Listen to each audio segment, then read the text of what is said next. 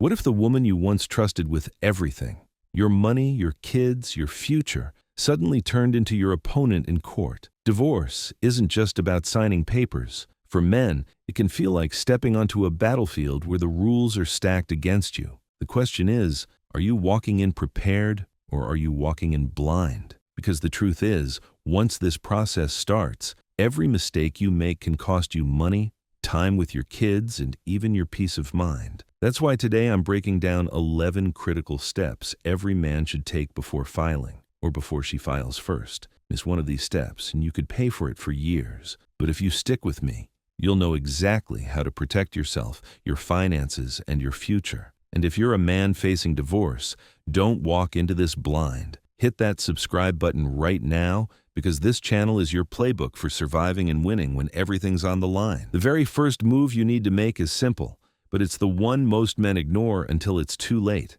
Before any papers are filed, before any arguments even start, you need to lock down your financial arsenal. That means gathering every single document that proves what you own, what you earn, and what you pay. Bank statements, tax returns, insurance policies, retirement accounts. Don't assume they'll just be there when you need them. Because once divorce papers hit the table, documents can disappear. Don't leave them lying around the house where anyone can grab them. Put them in a safe place, at work, in a safe deposit box, even a trusted digital backup. The man who walks into court with no records walks in blind. But the man with proof? He walks in ready to fight. And here's the thing. Securing your paperwork is just step one. Because even if your documents are safe, there's another danger you might not see coming: your own privacy. And if you don't lock it down, it could be used against you. Now that your documents are secure, it's time to deal with something just as dangerous: your privacy. Think about it. For years, you probably shared passwords, accounts, maybe even an email address. That kind of access was harmless when things were good. But in divorce, shared access is a loaded weapon. And if you don't lock it down, it could be pointed right at you. Start with the basics. Get a brand new email account that only you control. Don't just change the password on the one she already knows. That sends a signal, and signals can spark suspicion. A clean private email keeps your communication safe. Next, separate your banking. Open a new account at a different bank, not the one you both use. Banks make mistakes, and one wrong move could tip her off before you're ready. Keep it discreet and keep it yours. Remember, divorce is strategy, and the strategy means not letting the other side see your playbook. When you guard your privacy, you control the flow of information. And in this game, control's everything. But privacy isn't the only trap men fall into. Some guys think they can outsmart the system by shifting money, moving assets, or handing property to family. Big mistake. Because the truth is, nothing stays hidden for long. Here's where a lot of men lose everything. They think they can outsmart the system. Maybe you're tempted to hand the car title to your brother, drain your 401k, or wire 10 grand to a buddy until the dust settles. Let me make this clear. Don't do it. Every dollar leaves a footprint. Every transfer has a trail. And judges, they don't just catch it, they punish it. The moment the court sees you moving assets around, you stop looking like a smart man protecting himself, and you start looking like a dishonest man hiding something. That's how you lose credibility. And credibility is everything in divorce. You could be right about 90% of the case, but if the judge thinks you're shady about money, guess whose word suddenly doesn't carry weight? Yours. I've seen too many men sink their own case by trying to play financial hide and seek. It doesn't work.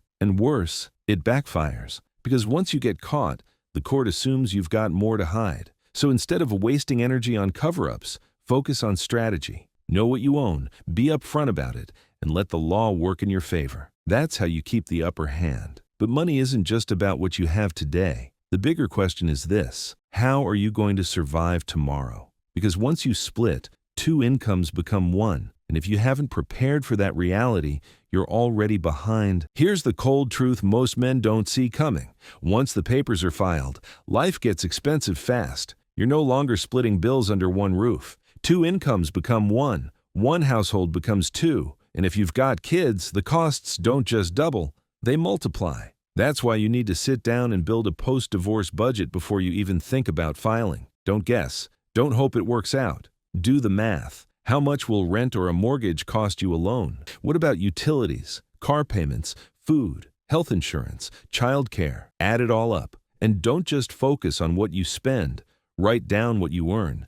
If there's a gap between the two, you need to know it now. Why? Because in court, numbers talk. If you're asking for a fair division of assets or even alimony, the judge doesn't want to hear, "I think I need this much." They want to see a clear breakdown. Men who walk in with a solid budget look prepared. Men who walk in empty-handed look careless. Think of it like a battle plan.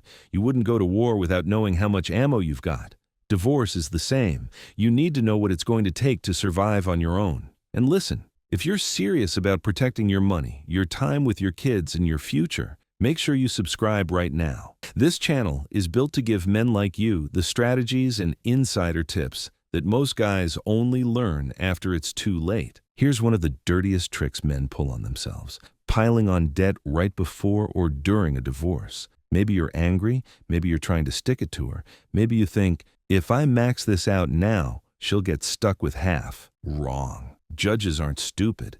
They can smell revenge spending a mile away. And the truth is, that new debt, it's still marital debt, which means the court can, and often will, flip it right back on you. Imagine thinking you were clever, running up credit cards or draining loans, only to find out later the judge pinned the whole bill on your shoulders. Now you're broke, angry, and carrying debt that was supposed to be her problem. That's the trap. Here's the smarter move. If you can, pay down what you already owe.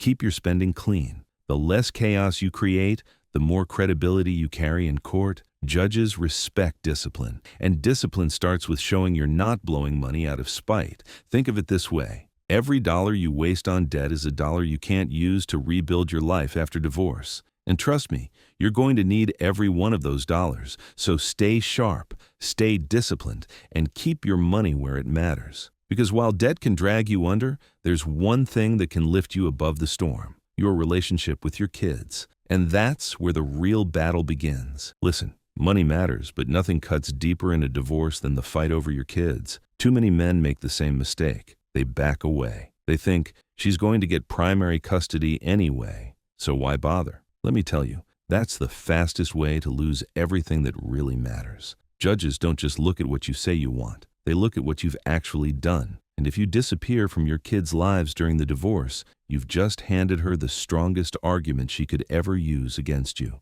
that you're not present. So show up. Go to the games. Show up at school. Be there for birthdays, doctor's appointments, even the small stuff. It doesn't matter if you're aiming for joint custody or just want to protect your visitation. Consistency is your weapon. Judges respect dads who stay active and steady, not dads who vanish until court day. And remember this: your kids didn't ask for this divorce. Don't make them feel like they're losing you too. Be the stable one. Be the father who shows up no matter what. Because when the custody battle comes, the judge won't care about promises. They'll care about patterns. And here's where it all ties together. If you want to prove those patterns, you need more than just memories. You need evidence, and that means keeping records. Here's something most men don't even think about until it hits them like a freight train: health insurance. When you're married, you may be covered under her plan or she under yours. But the day that divorce is finalized, that coverage ends. No warnings, no grace period.